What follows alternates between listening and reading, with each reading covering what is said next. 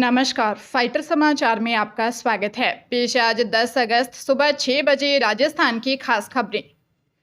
दिल्ली के पूर्व deputy CM Manish Sisodia को सुप्रीम कोर्ट ने जमानत दे दी। सिसोदिया 17 महीने से तिहाड़ जेल में बंद हैं। सिसोदिया को दिल्ली शराब नीति घोटाले से जुड़े सीबीआई और ईडी दोनों केस से राहत मिली है। सीबीआई ने भ्रष्टाचार केस में सिसोदिया को 26 फरवरी 2023 को गिरफ्तार किया था। ईडी ने 9 मार्च 2023 में उन्हें मनी लॉन्ड्रिंग मामले में गिरफ्तार किया था। उन्होंने 28 फरवरी 2023 को मंत्री पद से इस्तीफा दिया था। सुप्रीम कोर्ट ने सिसोदिया को जमानत देते हुए कहा, केस में अब तक 400 से ज्यादा गवाह और हजारों दस्तावेज पेश किए जा चुके हैं। आने वाले दिनों में केस खत्म होने की दूर दूर तक कोई संभावना नहीं है। ऐसे में सिसोदिया को हिरासत में रखना स्वतंत्रता के मौलिक अधिकार का उल्लंघन होगा।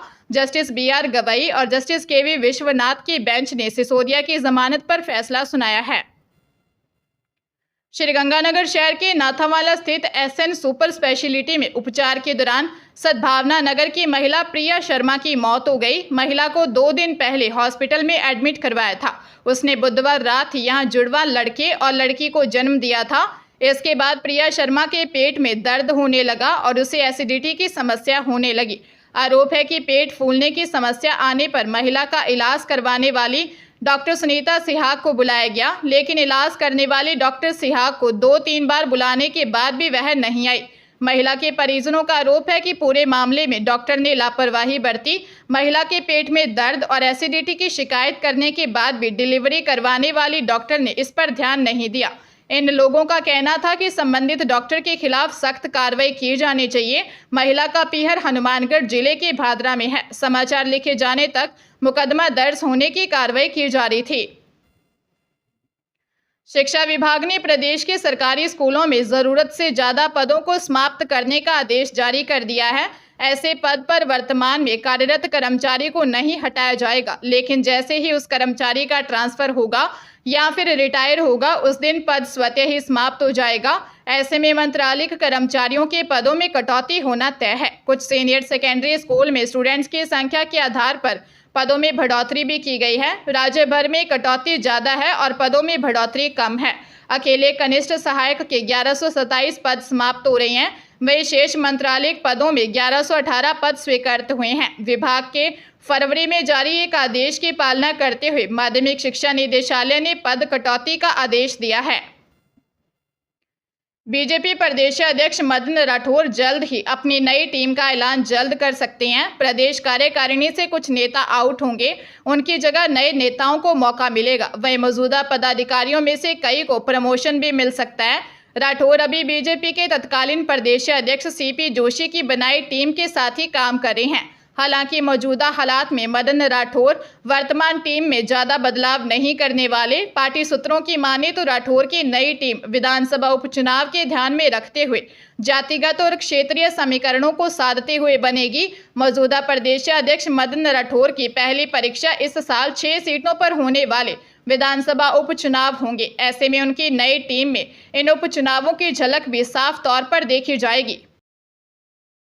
चूरू पोक्सो कोर्ट की जज सोनिया पुरोहित ने दुष्कर्म के मामले में दोषी को 14 वर्ष के कारावास व 1 लाख रुपए के जुर्माने की सजा सुनाई। सुजानगढ़ के शहरी क्षेत्र की एक 16 वर्षीय नाबालिग ने रिपोर्ट दी कि 2 साल पहले वह स्कूल से घर आ रही थी। उसी दौरान मनोज गुर्जर उसे बहाने से अपने घर ले गया और उसके साथ दुष्कर्म किया। आरोपी ने अश्लील फोटो भी ले लिए। फोटो वायरल करने व उसके परिवार को जान से मारने की धमकी देकर आरोपी ने उसके साथ 2 साल में कई बार दुष्कर्म किया। परेशान होकर पीड़िता ने परिजनों को घटना के बारे में बताया। SPP वरुण सैनी ने बताया कि मामले में FSL टीम द्वारा आरोपी के मोबाइल से फोटो रिकवर कर कोर्ट में पेश की गई रिपोर्ट का बहुत महत्व रहा। अश्लील फोटो मामले में दोष सिद्धि का बड़ा आधार बनी। जल जीवन मिशन में हुए घोटाले को लेकर प्रवर्तन निदेशालय ने दूसरी चार्जशीट कोर्ट में पेश कर दी। इस बार जलदाय विभाग के ठेकेदार पदमचंद जैन, महेश मित्तल, प्रॉपर्टी कारोबारी संजय बड़ाया और स्टेनोग्राफर मुकेश पाठक के खिलाफ चार्जशीट पेश की गई है। इसमें आरोपियों के खातों में 500 करोड़ रुपए का लेन देन PHED के साथ मिले हैं। साथ ही सामने आया है कि पदमचंद जैन और महेश मित्तल ने 5.40 करोड़ रुपए की रिश्वत तत्कालीन मंत्री महेश जोशी के करीबी को दी थी।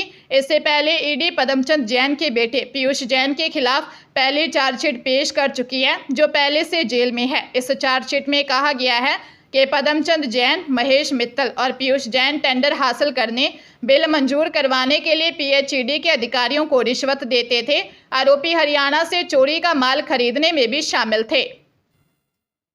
खाद्य एवं आपूर्ति मंत्री सुमित गोदारा ने बीकानेर जिले के दौरे के दौरान मीडिया द्वारा प्रदेश में पिछली कांग्रेस सरकार के समय कार्यकाल के अंतिम महीने में शुरू की गई अन्नपूर्णा राशन किट योजना के 6 महीने से बंद होने और फिर से शुरू करने के सवाल पर कहा कि वह योजना कैसी थी यह सबको पता है। किस तरह से मिर्च, मसाले और खाद्य सामग्री उस किट में दी जा रही थी, यह सबके सामने है। उन्होंने कहा कि योजना की समीक्षा की जाएगी और हमारा उद्देश्य पात्र लोगों तक सरकार की योजना पहुंचाने का है और योजना केवल चुनाव तक सीमित नहीं हो बल्कि आम जनता को उसका हमेशा लाभ मिले। इस दौरान सुमित गोदारा ने साफ संकेत दिया कि इस योजना को शुरू करने को लेकर सरकार की कोई मंशा नहीं है।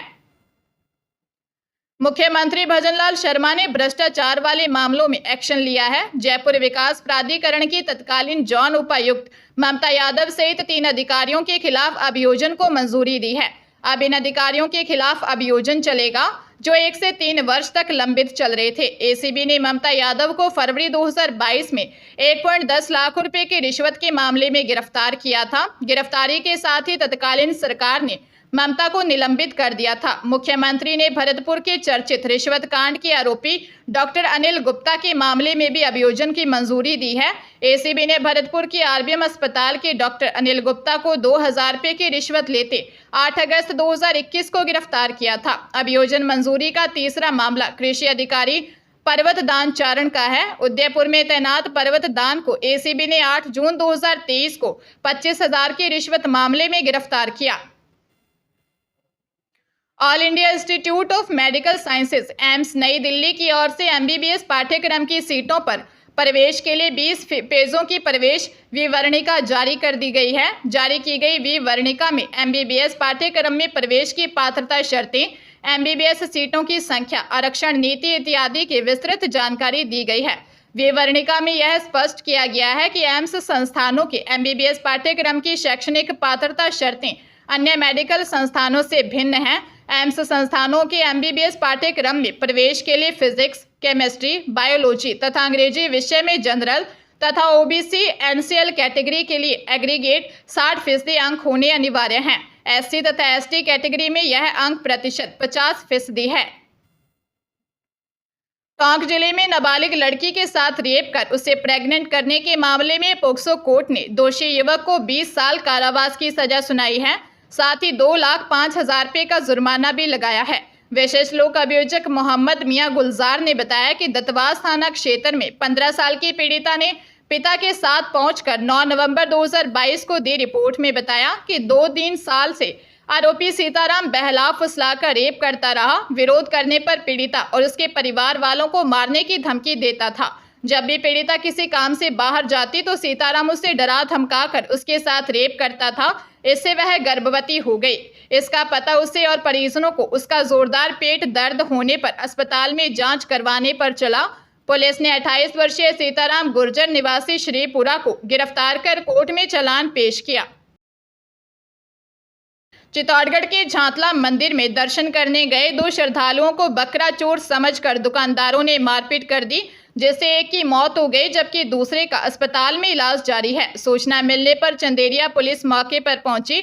हॉस्पिटल में भर्ती नेतावल महाराज निवासी 28 वर्षीय राकेश कुमार नायक ने बताया कि वो सिंहपुर निवासी 50 वर्षीय शंकरलाल खटीक के साथ झांतला माता मंदिर दर्शन करने गया था। दर्शन के बाद पार्किंग में स्थित दुकानों के आगे खड़ी अपनी बाइक के पास आया। उसने गलती से दूसरी बाइक में चाबी लगा दी। यह देख दुकानदारों ने दोनों को चोर समझकर मारपीट शुरू कर दी, जिससे वे गंभीर घायल हो गए। दोनों जैसे तैसे अपनी बाइक पर सवार होकर 1.5 किलोमीटर दूर कशमौर गांव तक पहुंचे, जहां शंकरलाल खटीक ने दम तोड़ दिया। फिलहाल पुलिस मामले की जांच कर रही है।